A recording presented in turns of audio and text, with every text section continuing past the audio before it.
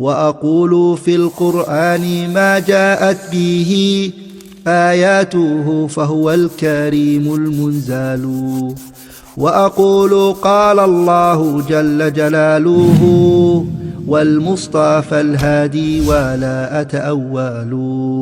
اسی طرح ایک اور مضمون ہے میرے پاس، ایم حمید اللہ ولیم لوگان کی تحریری کتاب دی مالابار مینول، اور احمد زین الدین مختوم کی کتاب تحفۃ المجاہدین میں اس واقعے کا اس طرح ذکر ملتا ہے۔ ہیڈ لائن بانی ہے پہلے، متحدہ بھارت کا پہلا مسلمان، کیرلا کے کوڈوناکلور کا راجا چیرامن پیرومل رام ورما کلشیکھرا۔ لکھتے ہیں رسول اللہ صلی اللہ علیہ وسلم کے عظیم معجزات میں سے ایک معجزہ شق القمر، یعنی آپ کے انگلی سے اشارہ کرنے پر چاند کا 2 حصوں میں بٹ جانا اور پھر مل جانا۔ جب مشرکین مکہ نے آپ سے ایک ایسے فعل کی طلب کی کہ چاند کے 2 ٹکڑے ہو جائیں تاکہ اس فعل کی اساس پر اسلام لے آئے، اسی لیے رسول اللہ صلی اللہ علیہ وسلم نے اللہ کے حضور دعا طلب فرمائی اور چاند 2 حصوں میں تقسیم ہو گیا، جبکہ اس فعل کے آخر تک بھی کفار مکہ ایمان نہ لائے اور رسول اللہ صلی اللہ علیہ وسلم پر نعوذ باللہ ساحر ہونے کا الزام لگا دیا۔ لیکن چونکہ اس بات پر وہ یقین رکھتے تھے کہ سحر کا اثر دور مکان بعید تک نہیں ہوتا، اس لیے اپنے شام سے آنے والے قافلے سے تصدیق کا حیلہ بنایا، اور جب قافلے کے پہنچنے پر سوال کیا تو انہوں نے بھی چاند کے تقسیم ہونے کی تصدیق کی۔ یہ معجزہ 14 ذی الحجہ ہجرت سے 5 سال پہلے دست رسول پر پیش آیا، جس کو ابن عباس رضی اللہ تعالیٰ نے روایت کیا ہے کہ مشرکین مکہ جمع ہوئے اور رسول اللہ صلی اللہ علیہ وسلم سے فرمایا کہ اگر آپ سچے ہیں تو ہمارے لیے چاند کو 2 حصوں میں تقسیم کر کے دکھائیں۔ تب رسول اللہ صلی اللہ علیہ وسلم نے فرمایا اگر میں ایسا کر دوں تم ایمان لے آؤ گے؟ بولے ہاں ایمان لے آئیں گے۔ چونکہ اس شب یعنی 617 عیسوی چاند کی بدر کامل تھی، تب رسول اللہ صلی اللہ علیہ وسلم نے اللہ تعالیٰ سے ان کی اس طلب کو بیان کیا اور چاند کے 2 ٹکڑے ہو گئے، اور رسول اللہ صلی اللہ علیہ وسلم نے نام لے کر فرمایا کہ اے فلاں گواہی دینا کہ جو طلب کیا تھا میں نے پورا کر دیا۔ اپنے سامنے شق القمر کا معجزہ دیکھنے کے باوجود کفار مکہ نے اس وقت اسلام قبول نہیں کیا، اور اس وقت کا حجاز اور آج کا سعودی عرب مکہ المکرمہ سے 8,500 کلومیٹر دور کیرلا ترشور کوڈوناکلور کے شاہی محل کی چھت پر وہاں کا راجا چیرامن پیرومل رام ورما کلشیکھرا اپنی بیگم کے ساتھ 15ویں شب کی بدر کامل کی روشنی میں آسمان پر سجے چاند ستاروں کو نہارتے ہوئے لطف اندوز ہو رہا تھا کہ اچانک اس نے عجیب منظر دیکھا۔ اسے اپنی آنکھوں پر اعتبار نہ رہا کہ کیسے پورا چاند 2 حصوں میں بٹ جاتا ہے اور کچھ لحظوں کے بعد پھر واپس آپس میں جڑ جاتا ہے۔ اس واقعے سے حیران و پریشان بادشاہ پیرومل راج دربار میں آ کر مملکت کے نجومیوں ودوانوں کو طلب کر اپنی آنکھوں دیکھا واقعہ بتا کر اس کا مطلب پوچھتا ہے، لیکن کوئی بھی اسے اطمینان نہیں دے پاتا۔ انہی ایام میں عرب تاجروں کا ایک قافلہ بادبانی کشتیوں میں کیرلا کے ساحل پر لنگر انداز ہوتا ہے۔ زمانہ قدیم سے عرب تاجروں کا کیرلا سے تجارتی تعلق تھا۔ عرب تاجر عرب سے کھجور اور زیتون اور عربی نسل گھوڑے ہند لاتے تھے اور اسے بیچ کر ہند سے گرم مسالے جات چاول وغیرہ لے جاتے تھے، اور عموماً ان عرب تجار کی علاقے کے راجے کے دربار تک رسائی ہوتی تھی۔ کیرلا کا راجا چیرامن پیرومل شق القمر کے اس واقعے کی گتھی سلجھانے کے لیے پریشان تھا ہی۔ ان عرب تاجروں سے دوران ملاقات جب اپنے چاند کے 2 حصوں کے بٹنے اور مل جانے کے واقعے کا تذکرہ کرا تو عرب تاجروں میں ایک شیخ سہیر الدین بن تقی الدین مدنی جو عرب وفد کے ساتھ تھے، یہ کہتے ہیں ہم مسلمان ہیں اور عرب میں ہمارے نبی محمد مصطفیٰ صلی اللہ علیہ وسلم نے کفار مکہ کی درخواست پر اپنے ہاتھ کی انگلی چاند کی طرف کی تھی اور چاند 2 ٹکڑوں میں بٹ گیا تھا اور پھر دوبارہ مل گیا تھا۔ یہ تو معجزہ رسول ہے۔ یہ سن کر کیرلا کے راجا چیرامن پیرومل وہ رام ورما کل شیخرا کو مسلمانوں کے رسول محمد صلی اللہ علیہ وسلم کے خالق کائنات کی طرف سے رسول ہونے کا یقین ہو جاتا ہے، اور وہ آپ سے عرب ملک جا کر ملاقات کرنے کی تمنا ظاہر کرتا ہے اور اسلام اپنانا چاہتا ہے۔ اپنی مملکت کو 3 حصوں میں بانٹ کر ایک پر اپنے بیٹے کو اور دوسرے پر بھانجوں کو راجہ بنا کر اس عرب قافلے کے ساتھ عرب مکہ مکرمہ چلا جاتا ہے۔ آپ صلی اللہ علیہ وسلم سے ملاقات کرتے ہوئے آپ کے ہاتھوں پر ایمان لاتے ہوئے بھارت کا یہ پہلا ہندو راجہ چیرامن پیرومل رام ورما کلشیکھرا بھارت کا پہلا مسلمان تاج الدین بن جاتا ہے۔ تاج الدین عرف چیرامل پیرومل کچھ سال مدینہ اصحاب رسول والی مبارک صحبت میں رہتے ہیں، اور پھر مالک بن دینار کے بشمول کئی ایک اور اصحاب رسول کے ساتھ بھارت میں اسلام پھیلانے واپس سفر کا قصد کیے نکلتے ہیں۔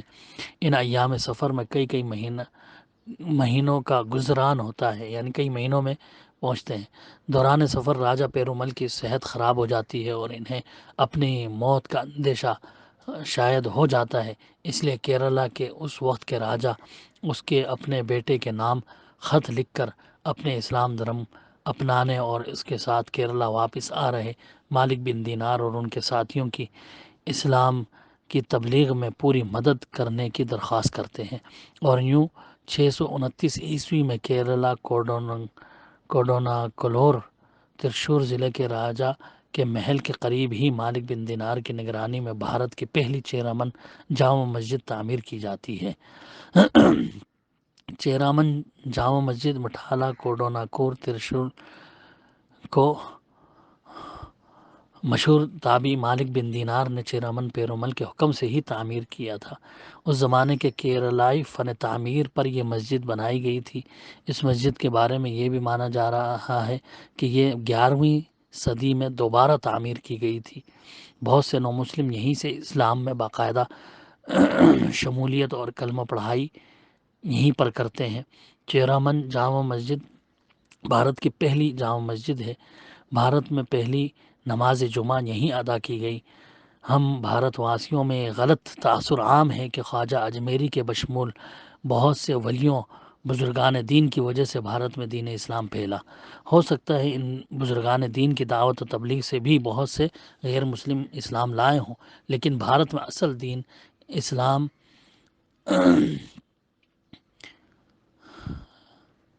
عرب سے آئے ہوئے تجار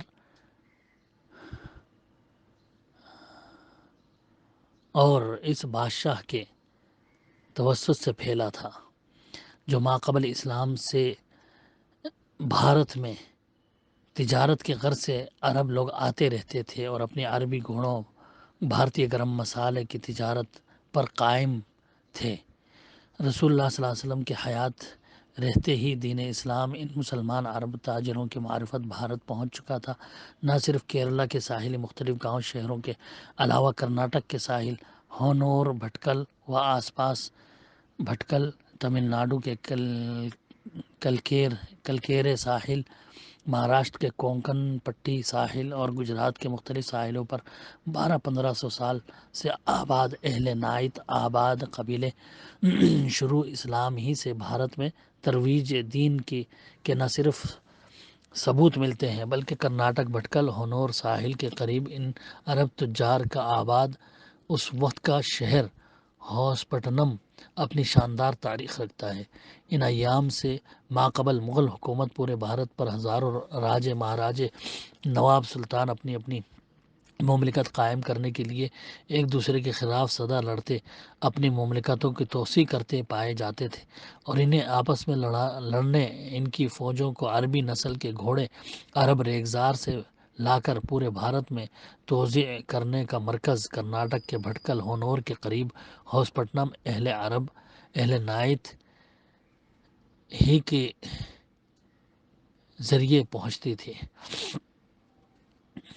بہرحال آگے لکھتے ہیں کہ اس کا مطلب صاف ہے کہ بھارت کے پہلے مسلمان کیرلا کوڈوناکلور کے راجہ چیرامن پیرومل اور تاج الدین تھے، اور کیرلا کولور کے راجہ چیرامل پیرومل کے حکم سے مالک بن دینار کے ساتھ 650 عیسوی کے ان ایام میں عربوں کی تبلیغی وفد نے جہاں کیرلا سمیت جنوبی بھارت میں دین اسلام پھیلایا تھا، وہیں کرناٹک، بھٹکل، تمل ناڈو، کلکیرے، مہاراشٹر، کوکن اور گجرات کے ساحلوں میں پر تجارت کی غرض سے آ رہے عرب تجار کی وجہ سے دین اسلام پہنچا تھا۔ کیرلا کے چیرامن مسجد 629 عیسوی کی تعمیر ہے، جس پر آج بھی یہ تاریخ موجود ہے۔ تمل ناڈو کلکیرے کی جامع مسجد 630 کے درمیان تعمیر مسجد بتائی جاتی ہے، جبکہ کرناٹک بھٹکل کی پہلی مسجد غوثیہ مسجد بھی انہی ایام کی تعمیر بتائی جاتی ہے۔ اسی طرح خلیج عرب کے ساحل گجرات کھمباٹ کے قدیم بندرگاہ گاؤں گھوگا میں واقع قدیم مسجد پرانی یا جونا مسجد یا بڑوڈا مسجد کے نام سے معروف ہے۔ اسی طرح قاضی اطہر مبارک پوری وہ لکھتے ہیں اپنے مضمون میں کہ ہندوستان کے کسی بادشاہ نے حضرت صلی اللہ علیہ وسلم کو ایک گھڑا بھر کر زنجبیل ادرک یا ادرک کا اچار روانہ کیا تھا۔ حضرت ابو سعید خدری رضی اللہ عنہ فرماتے ہیں کہ رسول اللہ صلی اللہ علیہ وسلم اس زنجبیل کو صحابہ کو کھلاتے تھے اور مجھ کو بھی کھلایا تھا۔ در حقیقت جنوبی ہند اور خصوصاً کیرلا کے ساحل عربوں کی جستجو کی آماج گاہ تھے۔ زنجبیل یعنی ادرک ناریل کے باغوں کی کثرت تھی، اس لیے کہ وہ سائے میں پیدا ہونے والی چیز ہے۔ کیا عجب کہ یہ تحفہ چیرامن پیرومل کے شاہی خاندان کے ذریعے خدمت اقدس میں پیش کیا گیا ہو۔ اسی طرح بزرگ بن شہریار نے اپنی کتاب عجائب الہند میں یہ اعتراف کیا ہے کہ لنکا کے لوگوں نے حضرت صلی اللہ علیہ وسلم کے ظہور کی خبر سن کر ایک ہوشیار شخص کو حقیقت امر دریافت کرنے کے لیے روانہ کیا۔ جب وہ مدینہ پہنچا تو حضرت صلی اللہ علیہ وسلم، حضرت ابوبکر اور دونوں گزر چکے تھے اور حضرت عمر کا دور تھا۔ اس شخص نے حضرت عمر کے پیوندار کپڑے دیکھے اور مسلمانوں سے متاثر ہوا، مگر وہ دانشمند شخص جب واپسی میں مکران پہنچا تو اس کا انتقال ہو گیا۔ اس کے غلام نے لنکا والوں کو صحیح صورتحال سے واقف کرایا۔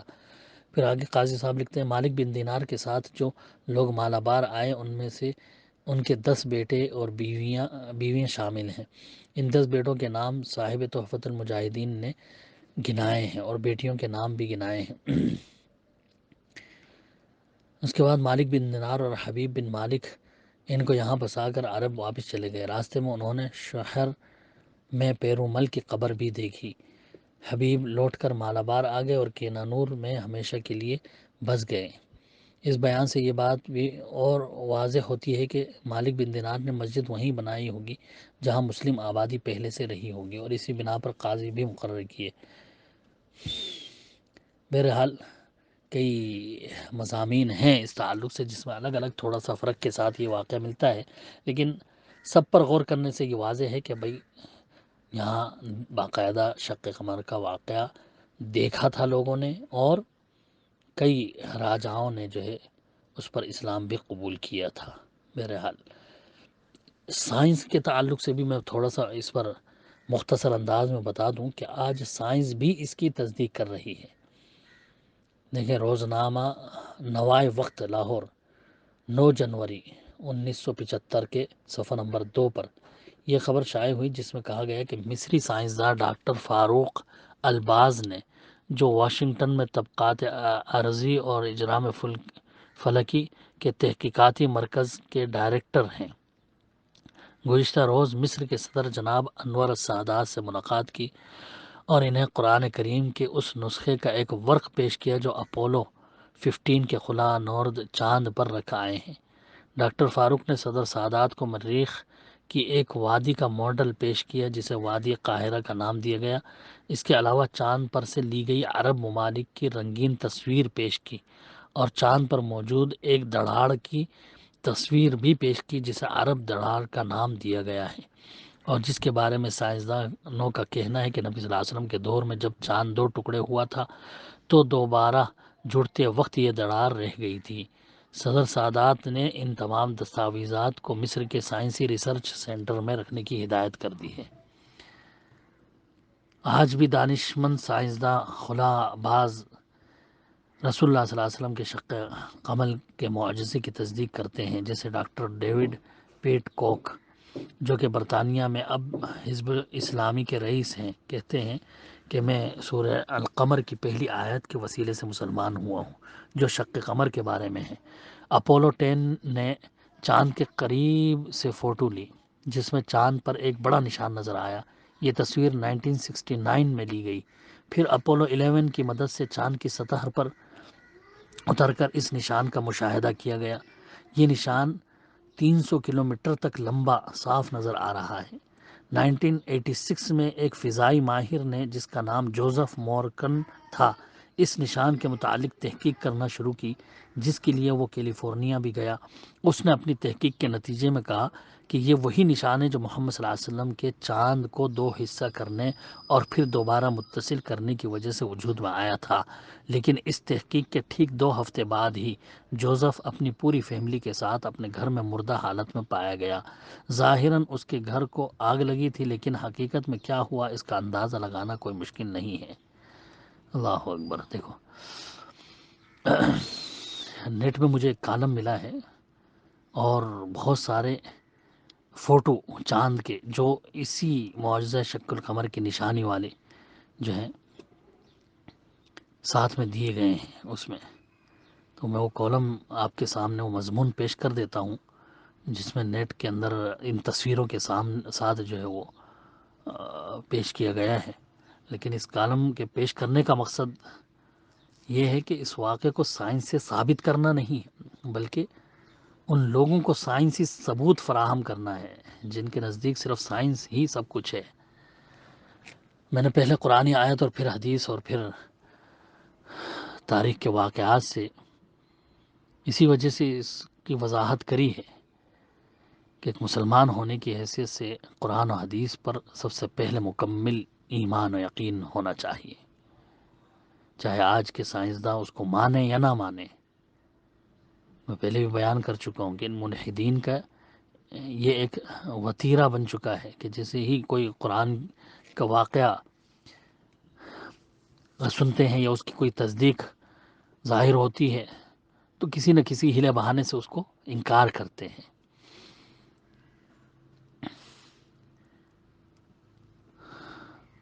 یہ مضمون میں جو ہے لکھا ہے کہ واقع شق القمر 1969 سے پہلے تک کافروں کے لیے ایک معمے کی حیثیت رکھتا تھا۔ وہ بلا چو چرا اسے جھٹلا دیتے تھے، لیکن جب سے ناسا نے خلائی سیاروں کی مدد سے لی گئی تصاویر شائع کی ہیں، اس دن سے اسلام کی حقیقت ان پر واضح ہو چکی ہے۔ لیکن ان کا کام چونکہ نہ ماننا ہے، اس لیے یہ آج بھی اس حقیقت کو جھٹلا رہے ہیں، جبکہ یہ تصاویر اور بعد کی لی گئی ویڈیو میں بالکل صاف طور پر دیکھا جا سکتا ہے کہ چاند کے درمیان دور تک ایک لائن سی کھینچی ہوئی ہے، اور بالکل واضح طور پر پتہ چلتا ہے کہ یہ لائن کسی عمل کا نتیجہ ہے۔ اور چاند کی تاریخ سے پتہ چلتا ہے کہ شق القمر کے علاوہ چاند پر آج تک کوئی اور واقعہ پیش نہیں آیا۔ یہ تصویریں بہت ہی معروف تصویریں ہیں جو نیٹ پر سرچ کرنے سے بآسانی مل سکتی ہیں، اور جو اپولو 10 سے 1969 میں لی گئی تھی۔ اس میں ایک لائن بالکل واضح نظر آ رہی جس کی سائنسداں اب تک کوئی قابل قدر وضاحت نہیں کر سکے۔ اسے راکی بیلٹ کا نام دے کر اپنی جان چھڑا لی۔ لیکن سوچنے کی بات تو یہ ہے کہ یہ نشان چاند کی سطح پر کس عمل کا رد عمل ہے، کیونکہ یہ لائن یا راستہ کسی ایک چھوٹی سی جگہ پر نہیں ہے بلکہ کئی 100 کلومیٹر پر موجود ہے۔ اگر تو چاند پر پانی ہوتا تو ہم کہہ سکتے تھے کہ پانی کے بہنے سے یہ راستہ بن گیا ہو، یا اگر اسی طرح کی اور بھی لائنز یا اتنی لمبی لائن اور چاند پر کہیں بھی ملتی تو پھر یہ کہہ سکتے تھے کہ بھئی چاند کی سطح پر ایسے نشانات کا ہونا کوئی نئی بات نہیں ہے۔ لیکن نہ تو چاند پر پانی ہے اور نہ کوئی اور مواد یا کوئی اور عنصر جو زمین پر موجود ہے جیسے گیسز وغیرہ، اور نہ ہی کوئی اور اس قسم کی لائنیں کہ جس کی وجہ سے یہ پگڈنڈی سی بن گئی ہوں، اور نہ ہی سائنس اس کی کوئی بھی توجیہ پیش کر سکی ہے، جبکہ یہ تصویر 1969 کی ہے، یعنی آج سے کم و بیش 45 سال پہلے کی۔ اتنے لمبے عرصے تک سائنس کا خاموش رہنا یہ ثابت کرتا ہے کہ اس لائن یا خط یا راستے کی سائنس کے پاس کوئی ٹھوس وضاحت نہیں۔ تو لامحالہ یہ نشان اللہ نے آج کے انسان کے لیے ایک دلیل کے طور پر چھوڑ دیا ہے کہ یہ لوگ اس دلیل کو دیکھ کر ہی اسلام کو سچا دین مان لیں۔ لیکن جس نے نہ ماننا ہو، جب ان کے سامنے یہ معجزہ ہوا تو بھی انہوں نے نہ مانا۔ اسی طرح ایک اور تصویر نیٹ میں ملتی ہے جس میں درمیانی حصہ واضح طور پر دوسرے پورے چاند سے مختلف نظر آ رہا ہے، اور بہت ہی واضح طور پر محسوس ہو رہا ہے کہ اسی جگہ سے چاند پہلے پھٹا ہوگا، پھر جب واپس ملا تو اس ملنے کے عمل سے یہ نشانات چاند کی سطح پر نمودار ہو گئے۔ تصویر میں چاند پر ایک لائن سی کھینچی ہوئی صاف نظر آ رہی ہے۔ اگر آپ اس پر غور کریں گے تو یہ لائن ایک مرکز سے شروع ہو کر واپس اسی مرکز پر ختم ہو رہی ہے۔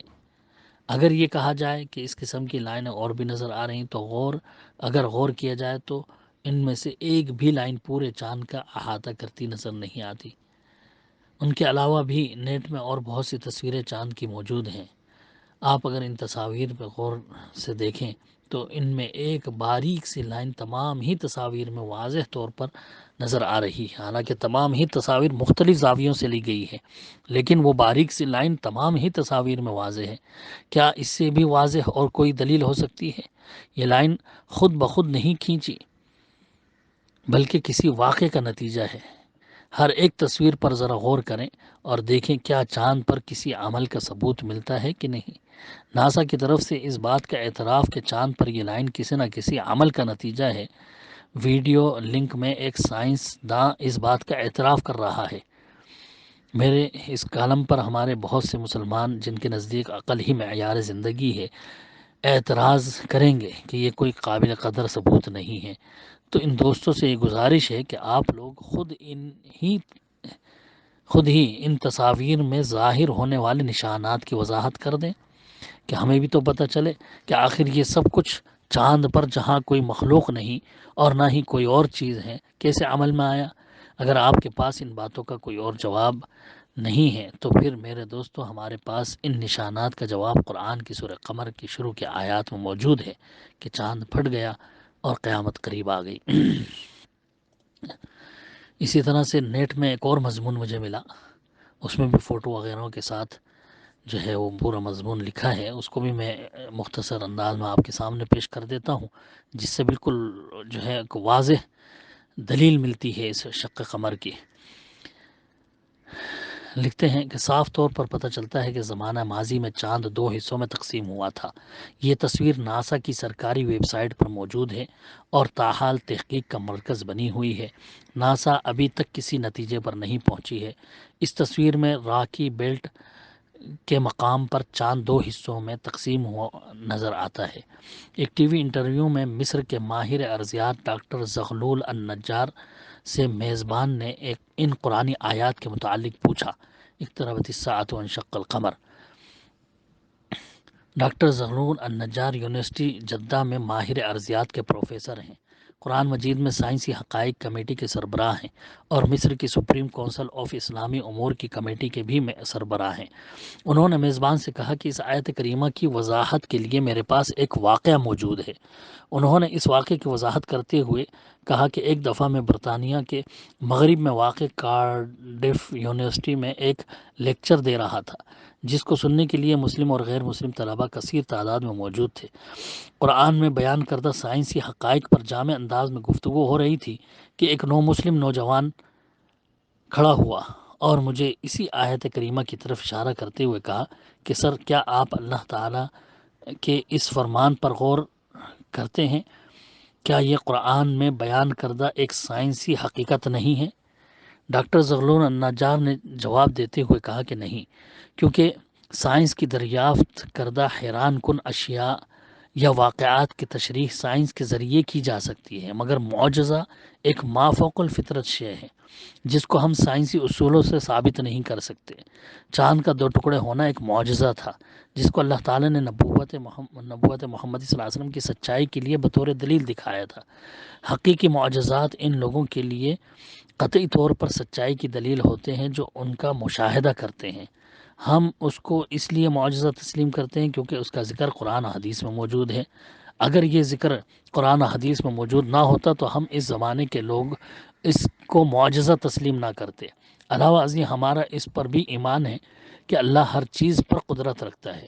پھر انہوں نے چاند کے 2 ٹکڑے ہونے کے واقعے کو بیان کرتے ہوئے کہا کہ احادیث کے مطابق 5 ہجرت سے 5 سال پہلے قریش کے لوگوں نے، مطلب تفسیر پوری آگے آئی ہے جو آپ سن چکے ہیں۔ بہرحال پھر آگے لکھتے ہیں کہ چنانچہ انہوں نے طے کیا کہ اب لوگ سفر سے واپس آئیں گے اور ان سے پوچھو، انہوں نے بھی اس رات چاند کے 2 ٹکڑے کو دیکھا تھا۔ اسی دوران ایک برطانوی مسلم نوجوان کھڑا ہوا اور اپنا تعارف کراتے ہوئے کہا کہ میرا نام داؤد موسیٰ پیٹ کوک ہے، میں اسلامی پارٹی برطانیہ کا صدر ہوں۔ وہ اپنی بات جاری رکھتے ہوئے بولا کہ سر، اگر آپ اجازت دیں تو اس موضوع کے متعلق میں بھی کچھ عرض کرنا چاہتا ہوں۔ میں نے کہا کہ ٹھیک ہے، تم بات کر سکتے ہو۔ انہوں نے اپنی بات کو آگے بڑھاتے ہوئے کہا کہ اسلام قبول کرنے سے پہلے جب میں مختلف مذاہب کی تحقیق کر رہا تھا، ایک مسلمان دوست نے مجھے قرآن کی انگلش تفسیر پیش کی تھی۔ میں نے اس کا شکریہ ادا کیا اور اسے گھر لے آیا تھا۔ گھر آ کر جب میں نے قرآن کو کھولا تو سب سے پہلی میری نظر جس صفحے پر پڑی تھی وہ یہی سورہ قمر کی شروع کی آیتیں تھیں۔ ان آیات کا ترجمہ اور تفسیر پڑھنے کے بعد میں نے اپنے آپ سے کہا کہ کیا اس بات میں کوئی منطق ہے؟ کیا یہ ممکن ہے کہ چاند کے 2 ٹکڑے ہو اور پھر آپس میں یہ دوبارہ جڑ جائے؟ وہ کون سی طاقت تھی جس نے ایسا کیا؟ ان آیت کریمہ نے مجھے اس بات پر آمادہ کیا کہ میں قرآن کا مطالعہ برابر جاری رکھوں۔ کچھ عرصے کے بعد میں اپنے گھریلو کاموں میں مصروف تھا، مگر میرے اندر سچائی کو جاننے کی طلب کا اللہ تعالیٰ کو خوب علم تھا۔ یہی وجہ ہے کہ اللہ کا کرنا ایسا ہوا کہ ایک دن میں ٹی وی کے سامنے بیٹھا ہوا تھا۔ ٹی وی پر ایک باہمی مذاکرے کا پروگرام چل رہا تھا جس میں ایک میزبان کے ساتھ 3 امریکی ماہرین فلکیات بیٹھے ہوئے تھے۔ ٹی وی شو کا میزبان سائنسدانوں پر الزام لگا رہا تھا کہ اس وقت جب کہ زمین پر بھوک، افلاس، بیماری اور جہالت نے ڈیرے ڈالے ہوئے ہیں، آپ لوگ بے مقصد خلا میں دورے کرتے پھر رہے ہیں۔ جتنا روپیہ آپ ان کاموں پر خرچ کر رہے ہیں وہ اگر زمین پر خرچ کیا جائے تو کچھ اچھے منصوبے بنا کر لوگوں کی حالت کو بہتر بنایا جا سکتا ہے۔ بحث میں حصہ لیتے ہوئے اپنے کام کا دفاع کرتے ہوئے ان تینوں سائنسدانوں کا کہنا تھا کہ خلائی ٹیکنالوجی زندگی کے مختلف شعبوں، ادویات، صنعت اور زراعت کو وسیع پیمانے پر ترقی دینے میں استعمال ہوتی ہے۔ انہوں نے کہا کہ ہم سرمایہ کو ضائع نہیں کر رہے بلکہ اس سے انتہائی جدید ٹیکنالوجی کو فروغ دینے میں مدد مل رہی ہے۔ جب انہوں نے بتایا کہ چاند کے سفر پر آنے جانے کے انتظامات پر $1 خرب خرچ آتا ہے تو ٹی وی میزبان نے چیختے ہوئے کہا کہ یہ کیا فضول پن ہے، ایک امریکی جھنڈے کو چاند پر لگانے کے لیے $1 خرب خرچ کرنا کہاں کی عقل مندی ہے؟ سائنسدانوں نے جواباً کہا کہ نہیں، ہم چاند پر اس لیے نہیں گئے کہ ہم وہاں جھنڈا گاڑ سکیں، بلکہ ہمارا مقصد چاند کی بناوٹ کا جائزہ لینا تھا۔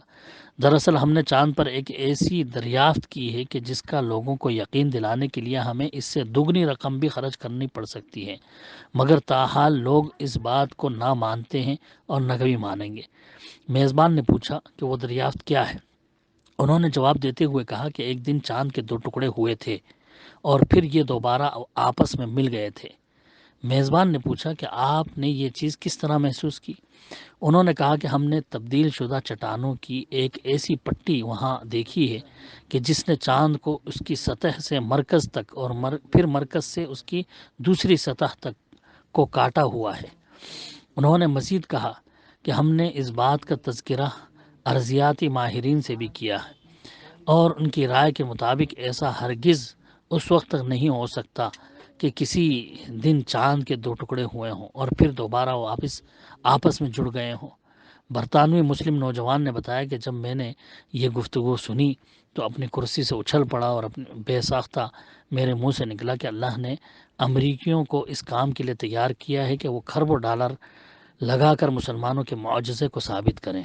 وہ معجزہ کہ جس کا ظہور آج سے 1400 سال پہلے مسلمانوں کے پیغمبر کے ہاتھوں وقوع پذیر ہوا۔ میں نے سوچا کہ اس مذہب کو ضرور سچا ہونا چاہیے۔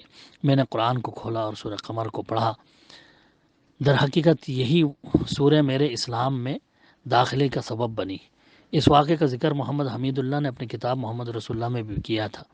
ناسا کی یہ تصویر اور سائنسدانوں کے بیانات سے یہ بات ثابت ہو جاتی ہے کہ قرآن کریم نے جس واقعے کا ذکر آج سے 1400 سال پہلے کیا تھا وہ بالکل برحق ہے۔